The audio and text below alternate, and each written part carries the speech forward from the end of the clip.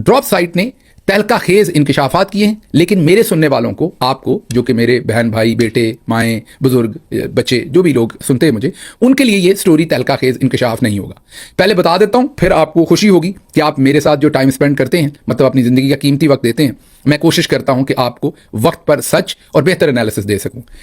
जो drop site है एक मोतबर अमरीकी जरीदा है, उसमें रायन ग्रेम और वकास साहब और मुर्तज़ा हुसैन साहब ने, जिन्होंने साइफर का, आपको याद होगा, मतन छापा था, जिन्होंने पाकिस्तान ने जब यूक्रेन को असलहा बेचा था वो मतन छापा था, और भी बहुत ही उन्होंने मायानाज किस्म की अथेंटिक स्टोरीज अभी तक शाया की हैं। तो मोतबर नाम है वो। अब कह रहे हैं कि पाकिस्तान के खुफिया अदारे के ज़राए, मीन इंटेलिजेंस इदारे, या ISI होगा या MI होगा, वहाँ से सीनियर ऑफिसर्स ने उन्हें रब्ता किया है और ये बताया है कि ISI हेडक्वार्टर इस्लामाबाद में एक अहम इजलास हुआ।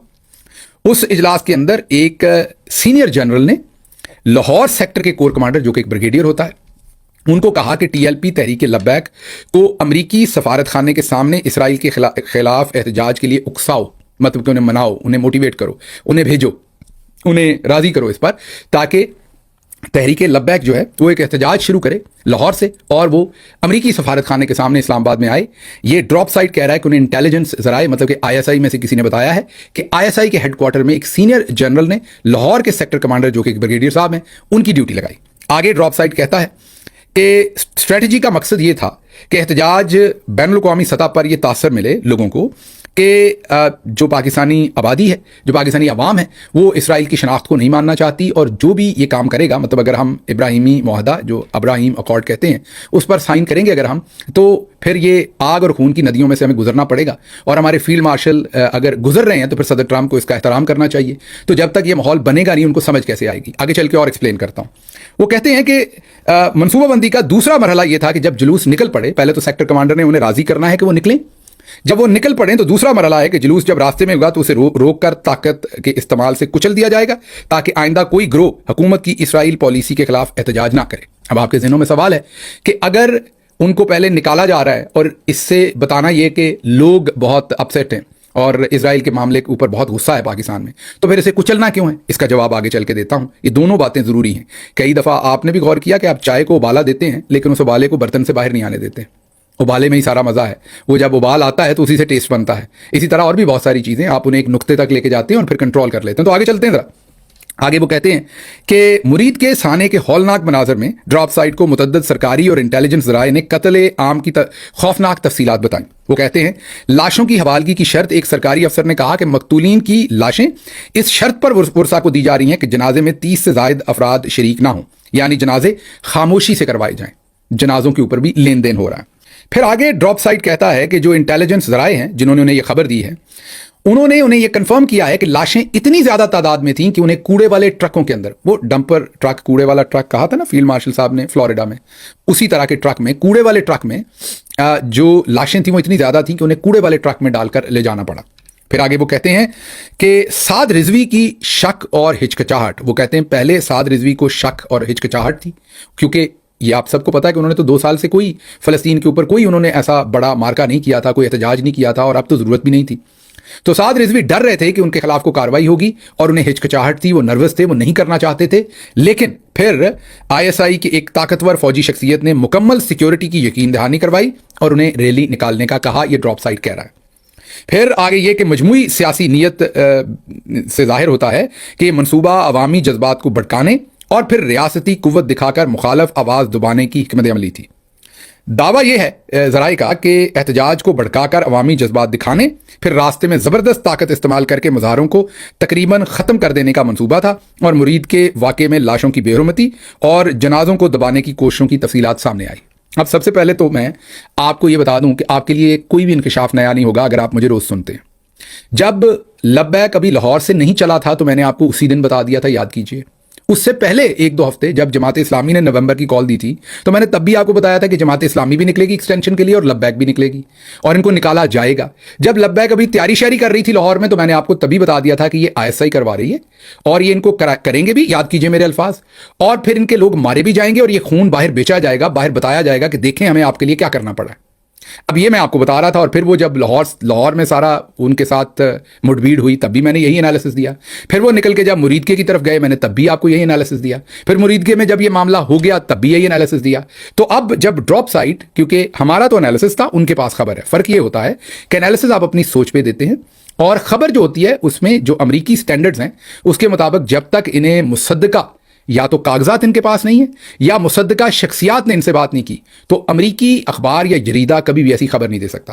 کیونکہ یہاں پر اگر پاکستانی ملٹری جو جرنلز ہیں, اسٹیبلشمنٹ ہے, ISI ہے, ایمبیسی ہے, وہ ڈراپ سائٹ پہ کیس کر دے تو انہیں پروو کرنا پڑے گا کہ یہ اتنے بڑے بڑے جو دعوے کر رہے ہیں وہ کیسے کر رہے ہیں. تو انہوں نے پکے پاؤں خبر دی ہے. تو آپ کے لیے اور ہمارے لیے اطمینان کی باعث یہ کہ ویلاگ میرا اکیلے کا تو ہے نہیں, آپ بھی لکھتے ہیں, آپ سے بھی میں سیکھتا ہوں, میں آپ کو بتاتا ہوں, یہ ہماری کمیونٹی ہے, ایکو سسٹم ہے. تو آپ کے لیے اور میرے لیے اعتماد کی بات یہ ہے کہ ہمارا صحیح نبض پر ہاتھ ہے اور ہم چیزوں کو صحیح طرح سے سمجھتے ہیں. مجھے دوسروں پر تھوڑا سا جو ایڈوانٹیج ہے وہ یہ ہے کہ ایک تو سب سے بڑا کہ عمران خان صاحب کے پاس میری ٹریننگ ہوئی, 5 سال ڈائریکٹلی ان کے ساتھ کام کیا بہت ہی قربت میں.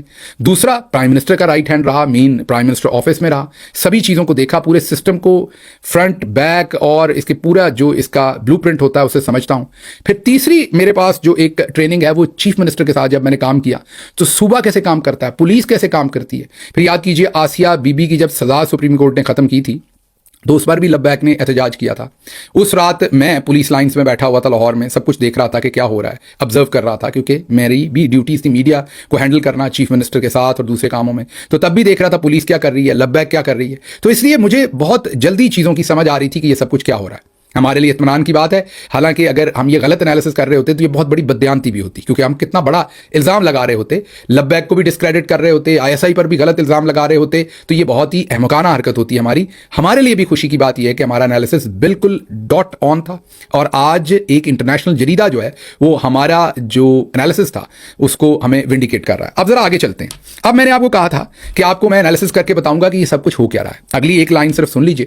صدر ٹرمپ نے ابراہیم اکارڈ جو ابراہیمی معاہدہ ہے جس میں اسرائیل کو تسلیم کرنا ہے اور یہ بھی کہنا ہے کہ فلسطین بھی ہوگی ایک ریاست, لیکن وہ ریاست کس طرح کی ہوگی وہ آپ کو پتہ ہی ہے کہ نہ ان کے پاس پولیس ہوگی, نہ فوج ہوگی, نہ ان کے پاس کوئی کچھ بھی نہیں ہوگا.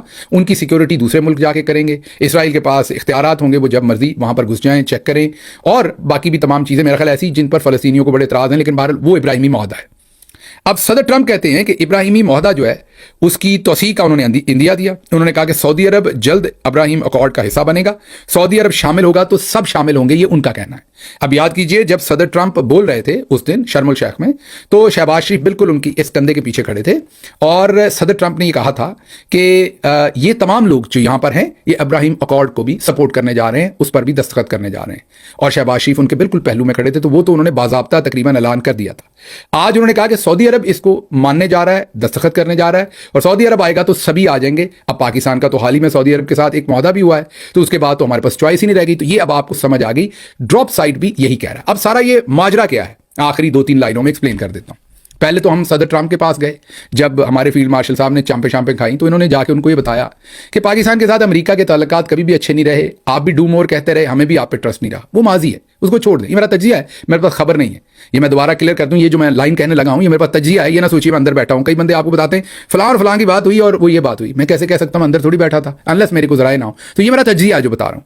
میرے خیال میں انہوں نے صدر ٹرمپ کو کہا کہ حضور مصر کی کوئی اتنی تگڑی فوج نہیں ہے, سیسی صاحب تو اندر ہی لوگوں کو مار کوٹ سکتے ہیں, باہر تو کچھ نہیں کر سکتے. ترکی کا مسئلہ ہی اور ہے, ٹرکیہ جو ہے اس کا کوئی مسئلہ ہی اور ہے, وہ تو مسلمانوں کے اس طرح معاملات میں نہیں ہے, وہ تو یورپ کے معاملات دیکھتے ہیں, نیٹو کا بھی حصہ ہے. پیچھے رہ گیا سعودی عرب, ان کی بھی ایسی کوئی فوج نہیں ہے, UAE کی بھی نہیں ہے, عمان, قطر, کسی کی بھی فوج نہیں ہے. تو پاکستان ایک مسلمان ملک ہے, ادھر انڈونیشیا جو ملیشیا ہے ان کا بھی کوئی ایسا کام نہیں. ہم نیوکلیر پاور بھی ہیں, فوج بھی تگڑی ہے, پروفیشنل بھی ہے, نیوی بھی ہے, ایئر فورس بھی ہے, سب کچھ تگڑا ہے ہمارے پاس. ہم آپ کے ڈسپوزل پہ ہیں سر, آپ بتائیں آپ نے کیا کرنا ہے. آپ بس مجھے اپنا چھوٹا بھائی سمجھے, عمران خان کو اندر رکھنے دیں اور میری سرپرستی کریں, اور آپ بتائیں آپ نے وہاں کیا کرنا. آپ کو بگرام چاہیے, ہم ذرا تھوڑا سا ٹائٹ کر دیتے ہیں. آپ کو کیوں اپنے ٹروپس بھیجنے کی ضرورت ہے؟ ابھی آپ نے حال ہی میں کہا کہ آپ کو بگرام چاہیے, تو ہم ذرا تھوڑا ٹبری ٹائٹ کر دیتے ہیں, اور پھر آپ نیگوسیشن کر لیجیے کہ قطر کو دوسروں کو انوالو کر کے.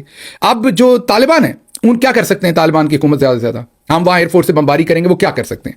وہ زیادہ سے زیادہ یہاں پر جو وہ بھیج دیتے لوگ, آپ کو پتہ ہی ہے, جو یہاں پر وہ حملے کرتے ہیں यहाँ पर जो लोग अपने आप को बम शम बांध कर उड़ा लेते हैं वो उनको भेज देते हैं, ज़्यादातर यही कर सकते हैं ना वो, या कोई झड़प शड़प किसी आकर ट्रेनिंग सेंटर पे हमला कर देंगे, उनके 10-20 बंदे कुछ और कर देंगे।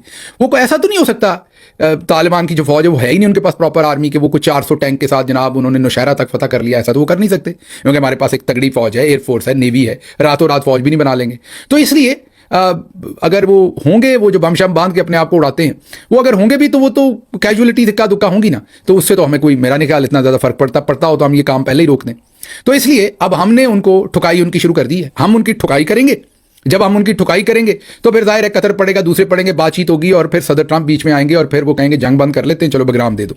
तो एक तो ये है, तो सदर ट्रंप को ये जो हम उनके इतने फेवरेट है ना, उसकी एक पहलू तो अफगानिस्तान, बग्राम और उनके लिए कोई भी लड़ाई लड़ जाना, एक साइड तो ये। दूसरी साइड क्या है?